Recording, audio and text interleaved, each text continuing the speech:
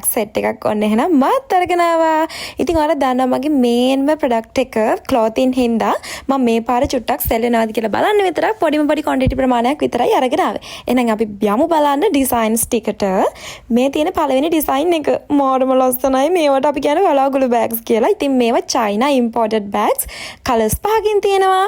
අපි එකින් එක බලමු කලර්ස් පහ මොනවාද කියලා. ඉතින් ප්‍රයිස් එක උඩ තියෙනවා රුපියල් 2200යි. මෙන්න මේ බෑග් එක.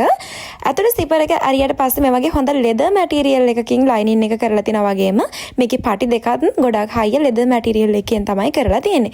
මේවා ඉතින් මං කිව්වා වගේම China imported හින්දා 100% quality එක හොඳයි. මේ තියෙන්නේ අපේ bag එකේ beige color එක. එතකොට මේ තියෙන්නේ white color එක. මම දැන් colors ටික පෙන්නන්නම්. මේ තියෙන්නේ pink color එක. ඒක නම් මාර cute අප්පා ඇත්තටම. මාරම cute එක. මේ තියෙන්නේ ඔලිව් ග්‍රීන් බෑග් එක. මම ඔය කරන්නේ අර ඇඩ්ජස්ට් කරන්න තියෙන තැනින් පටිය අපිට අවශ්‍ය ගන්නට ඇඩ්ජස්ට් කරගන්න එක. ඉතින් ඔයාලට මේ විදිහට මේක චුට්ටක් දික් කරගන්නත් පුළුවන්. අර පටියෙන් ඒක පේන්නේ නැති වෙන්න එතෙන් ලස්සන කීටක් එකක් එහෙම එල්ල ගන්නත් පුළුවන්. හැබැයි ඒක ඩිසයින් එකට තියෙන්නේ. ඊගාට තියෙන්නේ මෙන්න මේ කලර්ස් දෙක. පහකට වඩා තියෙනවද මන්ද පාට නේද? හරි. එකක් ඒ පැත්තට අනිත් එක අර පැත්තට. ඔය තියෙන්නේ බ්‍රවුන් කලර් එකයි ඇෂ් කලර් එකයි.